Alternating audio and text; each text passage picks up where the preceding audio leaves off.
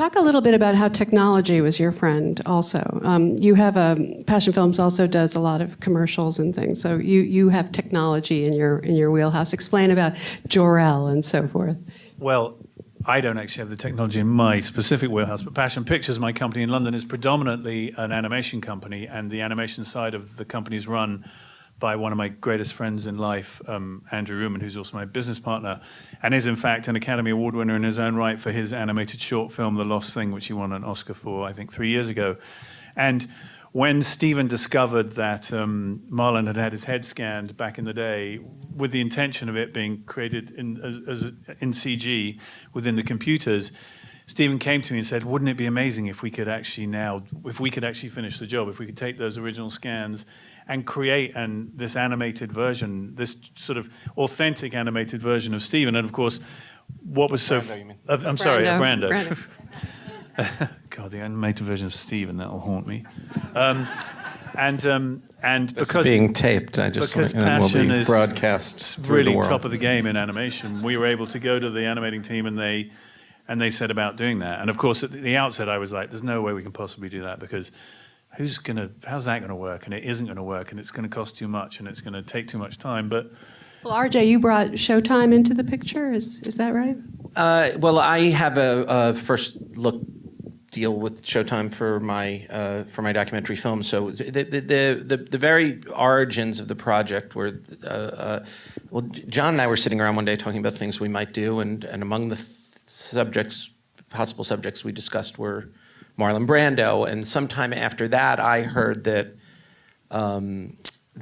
Mike Medavoy, of all people, was the executor of Brando's estate, and I had no idea. And so David Nevins and I, David Nevins, who is the president of Showtime, and I went over to meet with Mike and just have a chat one day and say, might this be something that you think that you would be interested in, the estate might be interested in? And he said, you know, the family wanted to put everything under lock and key when Brando passed away. Many people had asked for access to the archives, but the family had just blanket said no to everybody.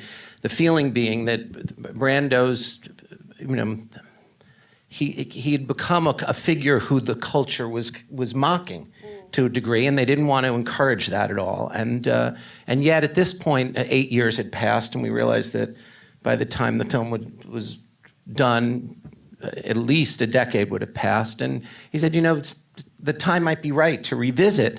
And we were chatting, and I said, and what's, as we always say to people, I mean, John and I were on a conversation about another film the other day, and the question is, what's in the archive? What has nobody seen? And he said, nobody really knows. There are these boxes. You know, he was an obsessive self-recordist. He used to record everything. He'd record his seductions, preparing for roles. He'd call me up in the middle of the night and talk to me for 3 hours, and then I'd find out he tape recorded the phone call. And like everybody knew this about Brando, but nobody had ever listened to the tapes, and the boxes were sealed, and nobody had ever been there. Exactly, that was the look on my face. The discovery, then the process of discovery began, and what the estate and Showtime and I and then the process just blossomed from there. We brought on a young man named Austin Wilkin who started going through all the material. And he was the first to kind of unseal. And it's, you know, it's a little bit like magic, you know, it's the box opening and revealing everything.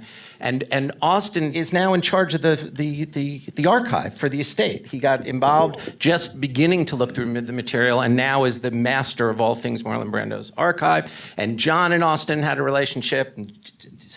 And then John thought Stephen should do this, so it all kind of came around, and that's how we all ended up doing this. In addition to the fact that we had for many years said, what can we do together? And this was the first film we decided to make together.